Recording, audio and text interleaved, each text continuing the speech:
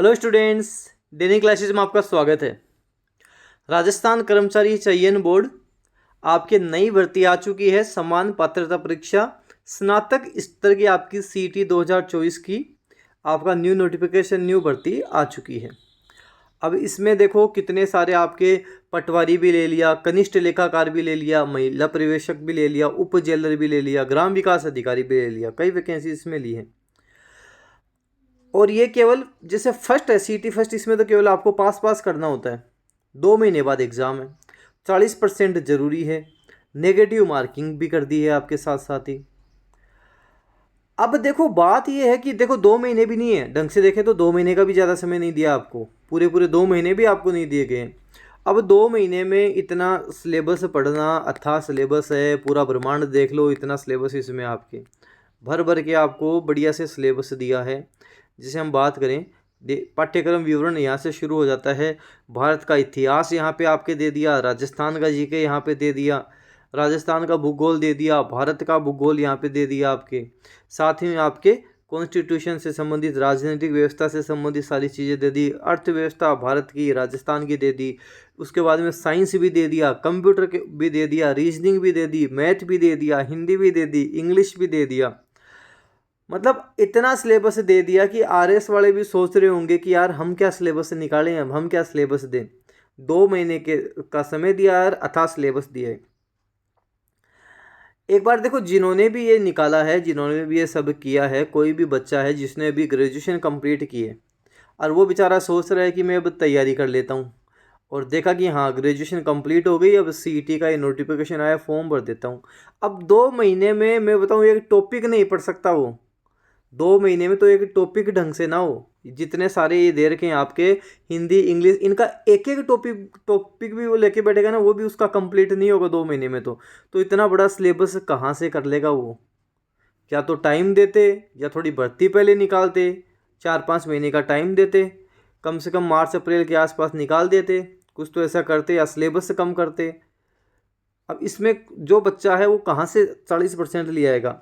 देखो सीधा साधा फंडा है, सीधा साधा मतलब है, या तो पढ़ो तो ढंग से पढ़ो। सरकार भी ये चाहती है कि नौकरी लगनी है तो ढंग से पढ़ो, अच्छे से दिन रात इसमें दो, या कोई बिजनेस आप कर लो, कहीं नौकरी कर लो, जो आपको करना है कर लो। क्योंकि ये जो पाठ्यक्रम आपके दे रखा है, ये तभी निकलेगा जब दिन रात एक होंगी।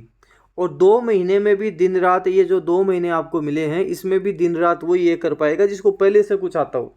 जो पहले से जीरो है वो तो देखो राम भरोसे, उसका तो कुछ नहीं हो सकता। पहले से जिसको थोड़ा बहुत आता है वो निकाल लेगा, क्योंकि 2 महीने में इतना बड़ा सिलेबस पढ़ना छोटी बात नहीं है। आज मैं कह दूँ ये तो आसान है, कुछ ऐसे भी हो जाएगा, सारी फालतू की बातें। ये इतना लंबा, इतना लेंदी सिलेबस पढ़ना आम बात, छोटी बात नहीं है। आज आप एक टॉपिक भी लेकर बैठोगे, जैसे ये आपके सिलेबस दे रखा है, एक आप 1857 की क्रांति भी लेकर बैठोगे, तो 1857 की क्रांति आपको इंडिया की भी पढ़नी पड़ेगी, राजस्थान भी पढ़ना पड़ेगा। उसमें भी एक एक चीज़ लेकर बैठोगे तो 2-3 दिन में तो ये ढंग से आपके याद होगी, एक चीज़ आपके ढंग से याद होगी। और यहाँ केवल बात 1857 की नहीं हो रही है, यहाँ तो पूरा सब कुछ ब्रह्मांड दे दिया आपको। तो सीधा साधा फंडा है, या तो कोई काम धंधा ढूंढ लो, पढ़ना है तो सीधी आरएस की ही तैयारी कर लो, सबसे बढ़िया है, सब कुछ निकल जाएगा। क्योंकि इतना सब कुछ कर लेने के बाद में आपको क्या बनाया जाएगा, क्या मिलेगा आपको। पटवारी, देखो इधर कनिष्ठ लेखाकार, पटवारी, उप जेलर, छात्रावास अधीक्षक, इस तरह की वे वैकेंसी है। कनिष्ठ लेखाकार दे दिया, ग्राम विकास अधिकारी दे दिया। इससे बढ़िया तो सीधा साधा है, आरएस की तैयारी कर लो, वही प्री मेंस इंटरव्यू देने हैं, और यहाँ पे भी वही कर दिया, प्री कर दिया, मेंस कर दिया, और आगे चल के मेंस भी होगा, आगे चल के किसी में टाइपिंग भी होगी, किसी में कोई इंटरव्यू लगा देंगे। और जो पिछली सीईटी हुई थी उसमें भी क्या हुआ, क्या फ़ायदा हो गया, किसको ज्वाइनिंग मिल गई अभी तक तो वो भी कंप्लीट नहीं हुई है। तो इसलिए जो भी स्टूडेंट है, या तो वो ढंग से देखो आरएस की तैयारी कर लो, सबसे बढ़िया है आरएस लो, आराम से साल भर बैठो तैयारी कर लो, सीईटी पीटी सारे निकल जाएंगे। या कोई काम धंधा ढूंढ लो, क्योंकि जो बेरोजगार है ना वो इन चीज़ों को अच्छे से समझ सकता है।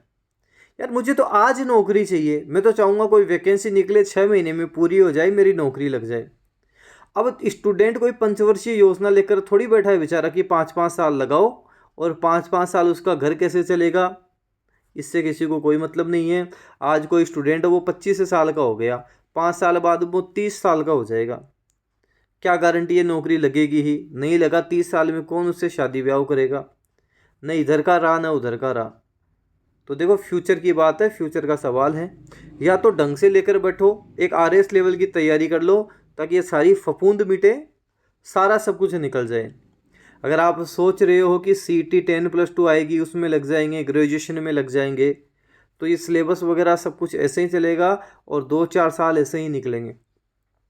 या तो ढंग से लगो, एक टारगेट फिक्स कर लो कि जैसे मेरे को तो इसमें जाना है, ये फील्ड चूज करना है, क्योंकि ये वाला जो फील्ड है इसमें तो आप सीटी 10+2 देख लो, ग्रेजुएशन देख लो, दोनों में एक ही फंडा है, दिन रात पढ़ो, दिन रात एक करो। इससे बढ़िया है जैसे कोई और वैकेंसीज की, जैसे एसएससी में चले गए वहाँ चले जाओ, कोई आईबीपीएस में चला गया, वहाँ हर साल वैकेंसीज निकल रही हैं और हर साल ज्वाइनिंग भी मिल रही है, वहाँ चले जाओ।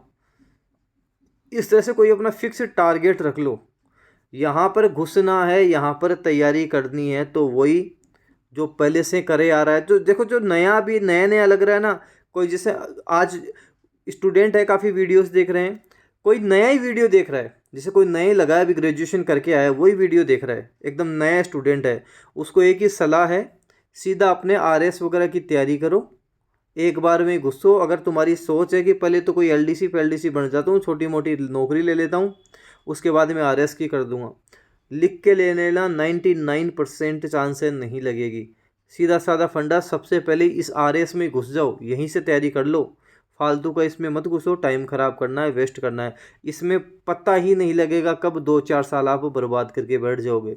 सीधा साधा फंडा है, पहले ही आप आरएस लेकर बैठ जाओ, सबसे सही तरीका है। तो जो नए नए अभी तैयारी में हैं उसमें क्या थोड़ी उछल कूद ज़्यादा रहती है, ये कर लूँ वो कर लूँ, आखिर में होता क्या है? कुछ नहीं होता है, कुछ हाथ नहीं आता है। इसलिए सबसे अच्छी बात बता दी आपको, पहले ही आप आरएस लेकर बैठ जाओ, सबसे बढ़िया रहेगा, सबसे सही रहेगा। क्योंकि देखो ये बात एकदम स्पष्ट है, अगर आप समय दे सकते हो, अच्छा भला टाइम दे सकते हो, तब तो घुसना। ट्राई करने की कोशिश मत करना कि एक बार कोशिश करके देख लेता हूँ होता है, नहीं होता, नहीं होगा, मैं बता दूँ नहीं होगा। दिन रात एक करोगे तभी होगा। अगर आपको ऐसा लगता है कि यहाँ पे आप दिन रात एक कर सकते हो, अच्छा भला समय दे सकते हो, तो तब ठीक है। या जो स्टूडेंट जिनको 2-4 साल हो गए हैं पढ़ते हुए, उनके लिए ठीक है। जिनको 2-4 साल हो गए, उनको अनुभव हो गया, वो तो 2 महीने में इसको भी कैसे जैसे निकाल देंगे, 40% में पार पा जाएंगे, नया वाला नहीं कर पाएगा। तो नए हो तो छोड़ देना, अगर पुराने चल रहे हो तो गाड़ी को चलने देना, सुख दुख पाकर निकल जाओगे। और कोई नया घुस रहा है तो वो कोई अपना धंधा देख लो, कोई बिजनेस कर लो, सबसे बढ़िया है। कोई काम धंधा पकड़ लो, जो भी आप, जैसे कोई कॉमर्स से होता है, कोई साइंस मैथ से होता है, उसी फील्ड में अपने कुछ अच्छा कर लो, सबसे ज़्यादा बढ़िया है। एक टारगेट बेस पे काम करने लग जाओ। जैसे कुछ स्टूडेंट होते हैं उनका टारगेट होता है, यार मेरे को तो एसएससी में स्टेनो बनना है, तो अब एसएससी स्टेनो नहीं, स्टेनो को ऐसे पकड़ो कि स्टेनो तो कहीं कहीं भी आएगी ना, पूरे इंडिया में कहीं भी स्टेनो नाम कहीं भी सुन लिया, वहाँ पे फॉर्म लगाना है, उसको देख कर आना है, उसके हिसाब से जो जो सिलेबस आता है वो पढ़ना है। जैसे नॉर्मली स्टेनो में बात करें तो हमारी मैथ नहीं आती, ये फ़ायदा हो जाता है कि मैथ वहाँ पर आती नहीं है, तो जिसकी मैथ कमज़ोर होती है वो इस फील्ड में जा सकता है। कई फील्ड में ऐसे कई चीज़ें ऐसी होती है जहाँ पे आपको इतना सब कुछ नहीं पढ़ना पड़ता है। जैसे राजस्थान में भी कुछ वैकेंसीज आती हैं जो बिना सीटी वगैरह के आती हैं, वहाँ चले जाओ। आरएस है, उसकी तैयारी करनी है, प्रॉपर उसमें घुस जाओ, प्रॉपरली काम करोगे, सबसे बढ़िया रहेगा। बाकी इसमें वो ही जाएं, वही ध्यान दें इन चीज़ों में, ये इतनी सारी वैकेंसीज तो आपको दिख रही हैं, वही फॉर्म लगाएं जो ये सब कुछ पढ़ सकते हैं, जो ये सब कुछ कर सकते हैं। देखो ये दिख रहा है आपको, 150 क्वेश्चन है, एक क्वेश्चन 2 नंबर का 300 हो गए। फिर ये आपके यहाँ पे पूरा सिलेबस यहाँ पे दिखा दिया इसने कि भारतीय राष्ट्रीय आंदोलन पर विशेष बल के साथ राजस्थान और भारत का इतिहास, राजस्थान का इतिहास, कला, संस्कृति, साहित्य, परंपरा, विरासत, भारत का भूगोल, राजस्थान का भूगोल, राजस्थान पर विशेष बल के साथ भारतीय राजनीतिक व्यवस्था, भारत की अर्थव्यवस्था, राजस्थान की अर्थव्यवस्था, विज्ञान प्रौद्योगिकी है, तार्किक विवेचन मतलब रीजनिंग भी दे दी, मानसिक योग्यता, मैथ भी दे देंगे आपको, रीजनिंग भी आपको दे देंगे, सामान्य हिंदी दे दी, सामान्य अंग्रेजी दे दी, कंप्यूटर का ज्ञान दे दिया, और करंट अफेयर आपको दे दिया, और ये देख लो यही लिखा हुआ 1/3 आपकी नेगेटिव मार्किंग भी होगी। मतलब ऐसा ही नहीं है कि 40% ऐसे आ जाएंगे, जितने सही कर दिए सारे सही हो गए, कुछ गलत भी तो होंगे। तो 40% यहाँ पार पाना छोटा मोटा काम नहीं है। और ये तो केवल पासिंग मार्क्स के लिए, आपको केवल पास करना है, नंबर वंबर कुछ नहीं जुड़ रहे इसके बाद में पेपर दोगे उसका नंबर जुड़ेंगे। तो पहले ये दोगे, फिर दूसरा पेपर दोगे, उसके लास्ट में फाइनल आपका सिलेक्शन होगा। इस पूरी प्रोसेसिंग में अब साल 2 साल कितने लगे वो तो वैकेंसीज़ पे है। कहीं पेपर आउट हो गए और कुछ लफड़ा हो गया, वो और ज़्यादा दिक्कत है।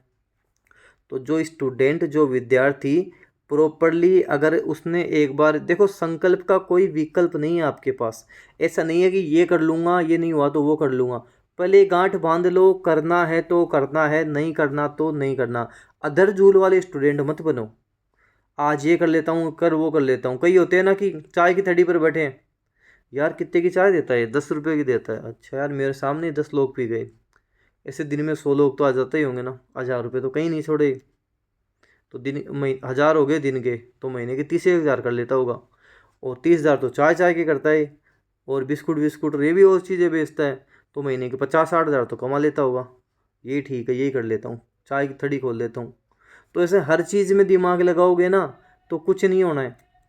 एक अपना एक फिक्स टारगेट पे काम करोगे, यार मेरे को ये करना है तो यही करना है, ये मेरा टारगेट है, इस फील्ड में जाना है, सरकारी नौकरी लगनी है। कोई सरकारी नौकरी कोई भगवान नहीं है। आप ऐसे सोच रहे हो कि वो सरकारी नौकरी लग गया तो वो भगवान बन गया, तो आपसे बड़ा बेवकूफ़ कोई नहीं है। सरकारी नौकरी मतलब एक आम आदमी पूरा जीवन आम आदमी के जैसे निकलेगा। और जो माइंडेड होते हैं वो लोग बिजनेस करते हैं, अच्छा खासा कर पाते हैं, अच्छा खासा कमाते हैं, घर परिवार अच्छा चलता है। तो यहाँ पे घुसो तब यही कि हाँ सरकारी नौकरी लगनी है, यही टारगेट है, यही करना है। शुरुआत में ही देख लो, 2-4 साल हो गए तो इसमें लगे रहो। और शुरुआत में कोई नए नए आए हो तो पहले देख लेना, पार पड़ रही है तो करना, पार नहीं पड़े तो छोड़ देना। मेरी बातें आधे लोगों को कड़वी लगेगी कि ये क्या है वो क्या है, कॉन्फिडेंस हमारा ख़राब कर दिया, ये कर दिया। देखो एकदम साफ और स्पष्ट बातें आपको बताई हैं, जो समझ गया वो पार पा जाएगा, या तो यहाँ पार पा जाएगा या जो भी फील्ड चूज करेगा वहाँ पार पा जाएगा। मैं नहीं चाहता कि कोई भी स्टूडेंट 5-10 साल खराब करे, अपना जीवन खराब करे। 5-7 साल बहुत ज़्यादा होती है, इसलिए अपना टारगेट फिक्स कर लो, यहाँ लगना है तो लगना है, नहीं लगना तो नहीं लगना। अगर मेरी बातें अच्छी लगें तो चैनल को सब्सक्राइब कर लेना, बेल आइकन को प्रेस कर लेना, वीडियो सबको शेयर कर देना। धन्यवाद।